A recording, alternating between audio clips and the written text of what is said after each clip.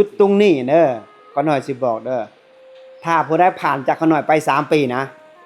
รับรองว่าหัวใจเจ้าสิเย็นเย็นนี่บ่แม่นธรรมดาเด้อ่า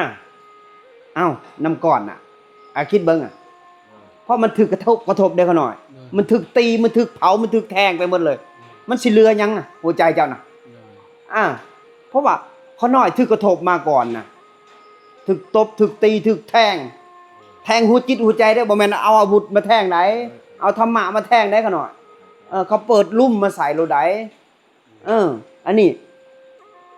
คันว่าเฮาปฏิบัติธรรมเพื่อฮู้แล้วมันหลงขอหน่อยเพราะว่าคันปฏิบัติเพื่อบ่มีหยังบ่ต้องไปฮู้หยังแค่อ่อนน้อมถ่อมตนพ่อแม่สันเขาพ่อแม่ครูบาอาจารย์สันเขาแล้วเฮามีความละอายต่อบาปเฮามีความอยากอุปถัมภ์มากราบเพิ่นเอาขอโอกาสเขาน้อยเอาบาตรไปล้างเช็ดแล้วก็มัดบาตรแล้วก็ตากแดดไว้เขาน้อยตากไว้ก็มาเค้นให้เพิ่นจับบาตรแล้วต้องเค้นให้เพิ่นเวลาเพิ่นบิณฑบาตคือกันไปนั่งทางหน้าเวลากลับมากันไปหาบาตรเพิ่นบ่ต้องรอท่าดอกไปเฮ็ดได้ผู้นั้นได้บุญมันเหตุที่การกระทำเด้หับบาตรปุ๊บแล้วก็มาตั้งเพิ่นแล้วก็เอาเขาออกจากไปใส่ขึ้นโต๊ะแล้วก็เอามาตั้งไว้เค้นให้เพิ่นเอาน้ำร้อนเฮ็ดคักแน่เฮ็ดให้มันสุดน้ำร้อนใส่ล่างปุ๊บไปเทออกแล้วก็ไปตั้งไว้ปุ๊บให้เพิ่นสั่นเข้าแล้วไปหับไปบ่ว่าแต่ว่าแม้แต่ว่าอาจารย์ผู้เดียวคนที่มี4ภาษา5ภาษาเฮาก็อุปถากได้บ่ต้องจะรอเพื่อหยังเพื่อเฮาทำลายทิฏฐิมานะอัตตาตัวตนเพื่อทำลายความขี้ข้านเพื่อทำลายความมักง่ายทำลายสิ่งนี้ได้จิตถึงจะละเอียดได้จึงจะอ่อนนุ่มนวลได้บ่แม่นว่ากิเลสนี่อัตตามันเป็นผู้สั่งอย่างเดียวมักง่ายและเป็นผู้สั่งหมู่บ่เฮ็ดหมอนี่คือเป็นเจ้านายเจ้าสั่งเจ้าจนฮอดมื้อวันตายกิเลสตัวนี้มันบ่ปล่อยเจ้าเด็ดขาดเข้าใจบ่มันสั่งนู่นสั่งนี่เดี๋ยวมันสั่งให้เจ้าออกจากสมาธิก็มีมันสั่งให้เจ้าไปเห็นบ่เวลากินข้าวอิ่มปวดท้องมันสั่งให้เจ้าไปถ่ายมันสั่งให้เจ้านอนมันสั่งให้เจ้านั่งมันสั่งให้เจ้าเฮ็ดมันสั่งให้เจ้าขี้ข้านกินแล้วก็อยากนอนกิเลสตัวนี้มันบ่อยากให้ปฏิบัติคันจะขึ้นสู่สติมันบ่เอามันเอาแต่สิ่งเดียวคืออกุศลคือความสั่วจิตอกุศลจิตคิดแนวบ่ดีเกิดดับถ้าเจ้าบ่มีสติไปคุมมันนะเรียบร้อยให้มันจบเกมมันเอาแต่ความสบายเหตุผลเป็นหยังมันถึงติเตียนพ่อแม่ครูบาอาจารย์รู้จักบ่ก็เพื่อที่มันจะปีนเกี่ยวขึ้นมาจากสบายมันบ่ยอมเชื่อฟังพ่อแม่ครูบาอาจารย์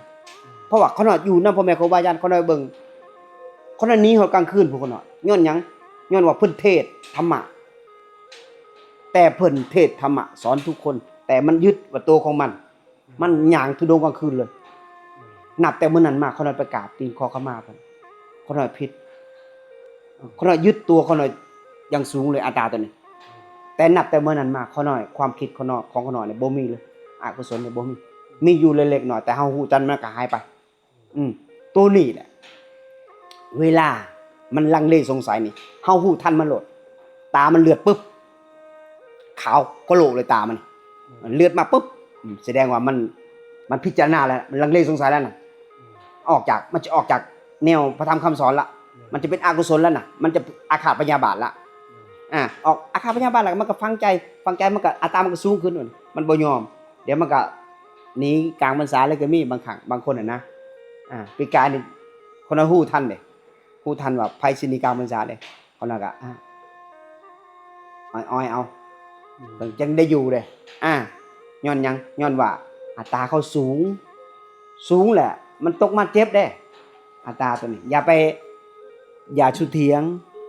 โดยพน้อยอ่อนโยนไว้พระธรรมคำสอนนี่บ่ได้สอนให้คนฮู้หลายสอนให้คนนอบน้อมถ่อมตนฮู้จักบาปบุญคุณโทษฮู้จักพระคุณของพ่อแม่ครูบาอาจารย์ฮู้จักกตัญญูกตเวทีมันอ่อนนุ่มนวลผู้นั้นจะเข้าถึงสมาธิได้ไวผู้นั้นจะทำลายกิเลสตัวเองได้ไวบ่ต้องไปฮู้จักหยังดอกฮู้จักว่ากิเลสตัวเองหมดส่ำใดแล้วเท่านั้นได้การปฏิบัติธรรมเพื่อ ทำลายอาสวะในจิตในใจตัวเองให้มันจิตเท้าสะอาดเลยทำอะไรปฏิบัติเพื่อความอยากรวยปฏิบัติเพื่อความอยากดังปฏิบัติเพื่อความอยากมั่งมีสีสุขปฏิบัติเพื่อมีบารมีเงินหลายๆบ่แม่นเด้ปฏิบัติเพื่อที่เขาไปศูนย์ฟังว่าศูนย์ญะตาน่ะศูนย์คือบ่มีหยังบ่มีตัวบ่มีตนบ่มีทิฏฐิมานะบ่มีอัตตาตัวตนคือบ่มีหยังเลยมันถึงจะไปสู่ความว่าง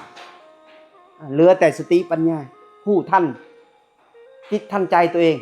ผู้ท่านสภาวะที่มันเกิดขึ้นแล้วก็ดับไปเท่านั้นได้ขนาดบ่แม่นว่าเฮาฮู้ทุกเรื่องทุกราวแล้วกับเอาสิ่งอื่นมาเข้าใช้จิตใช้ใจเวลานั่งสมาธิก็ออกฮ้อนเวทนาเกิดอันนึงก็หงุดหงิดฟุ้งฝ่ายยุงมาตอมอันนึงก็ไปแหละคั่นออกไปแหละย้อนหยังย้อนไฟ3กองในจิตในใจเจ้า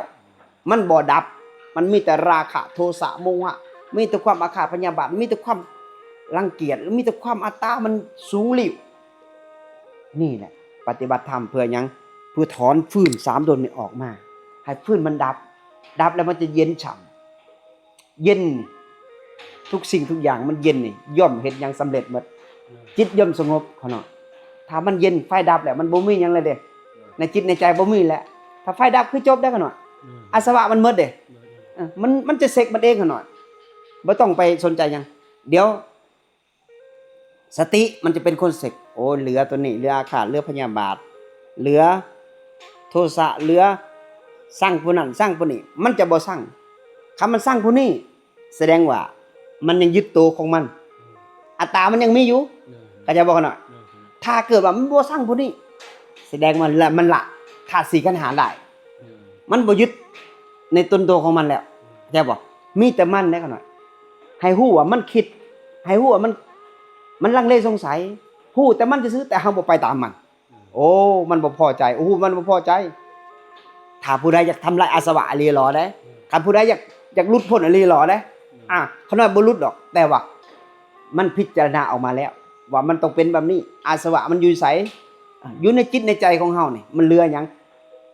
โตสติมันจะเสกเบิ่งโอ้เรือนนั่นเรือนนี่มันจะความอดทนของมันน่ะเขาน้อยกับสมาธิที่เฮาเจริญอยู่คู่มือนี่มันจะเป็นตัวล่างเขาน้อยล่างปุ๊บใสขึ้นตัวนั้นจะแปะปุ๊บมันจะเย็นฉ่ำแล้วมันจะฮู้แล้วโอ้ยถ้าเกิดเฮาสั่งมันยังละขันหาบ่ได้ตรงนี้เมตตามาทับมันจะสงสารเขาน้อยเห็นบ่เขาน้อยสงสารเด้สงสารเห็นผู้นั้นผู้นี้ถือตนถือโตถือเนื้อถือโตอาจมาดใหญ่เขาน้อยสงสารเขาสงสารแล้วทีนี้เฮาสิเฮ็ดจังได๋เด้อบัดสุดท้ายมันบอกปุ๊บสันโลกยอมไปเป็นตามกรรมสอนได้จังสอนบ่ได้ก็ปล่อยเขาสุดมือแล้วมันปล่อยเมื่อมันปล่อยแล้วเจ้ารู้สึกหลดลองเบิ่งก็ได้เขาหน่อยพิสูจน์เบิ่งหลดคันจะปล่อยวางปุ๊บนี่มันกระโดดขึ้นเขาหน่อยมันจะเบาว่องเลยเห็นปุ๊บหายปุ๊บนี่โล่งเลยเขาเอิ้นว่าอนัตตาอนัตตาตามที่ว่าพ่อแม่ครูบาอาจารย์เพิ่นบอกมาว่าญาเมตตาคันญาเห็นบัดนี้เห็นเกิดดับ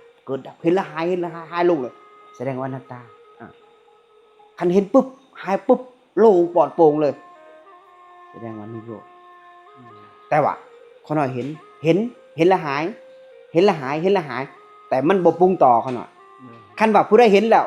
มันเลื่อยไปต่อนะคือความคิดมันเลื่อยไปต่อเฮาบ่มีกำลังตัดมันเขาหน่อยเฮาต้องฝึกสติตนไปตัดความกำลังตัวนี้ให้มันบ่ให้มันเลื่อยไปต่อเฮาคันมันเลื่อยต่อเฮาแสดงเฮายึดความคิดไว้ของเฮาแสดงเฮายังทุกข์อยู่ก็เฮายึดเด้ตัณหามันเกิดจากไสเกิดจากเฮายึดได้คันเฮาคิดว่าความคิดนี่มันเป็นแค่เพียงอัตตาบ่มีตัวบ่มีตนเฮาบ่ยึดในความคิดตัณหามันมียาบ่มันบ่มียามันก็บ่มีประโยชน์หยังแค่ตัณหาตัวนั้นมันก็หมดความอยากได้อยากมีอยากดีเป็นมันก็หมดเมื่อมันหมดตัณหาแล้วความสุขมันเกิดได้ขนาดมาเลยมาโดยตนเองเลยมันบ่ไปใส่ความสุขเลยจะมาเลยอุ้ยบ่ต้องไปอธิษฐานนี่หรอกเนาะมันมาเองทุกสิ่งทุกอย่างบ่ต้องไปอยากได้อยากมีดอกมันมาเอง คันจิตเจ้าสงบสุขพระพุทธเจ้าบัญญัติไว้ว่าน้ำสี่ทิศไหลลงมุ่งเดียวกันย้อนหยังย้อนจิตเจ้าดับหมดเด้ไฟ3ดวงดับหมดแล้วก็อาสวะในจิตในเจ้าจะเบาบางจากกิเลสตัณหาเนี่ยเป็นเหตุของทุกข์ตัณหาหยังแหละตัณหาทุกสิ่งทุกอย่างคือตัณหาน่ะที่มันอยากอยู่ถ้าอยากอยู่มันก็ยังย่างต่อมันก็ยังอยากได้อยู่มันก็ยังไฟมันยังบ่ดับขนาดคันตัณหามันหมดไฟมันดับได้ขนาดเพราะฉะนั้นเฮาปฏิบัติธรรมนี่อย่าสิอยากหยังเถอะปล่อยมันกินให้ไฟมันดับไปให้มันจังหมดอาสวะในจิตในใจของเฮาเนาะเพราะฉะนั้นเฮาตั้งใจเด้อสาธุ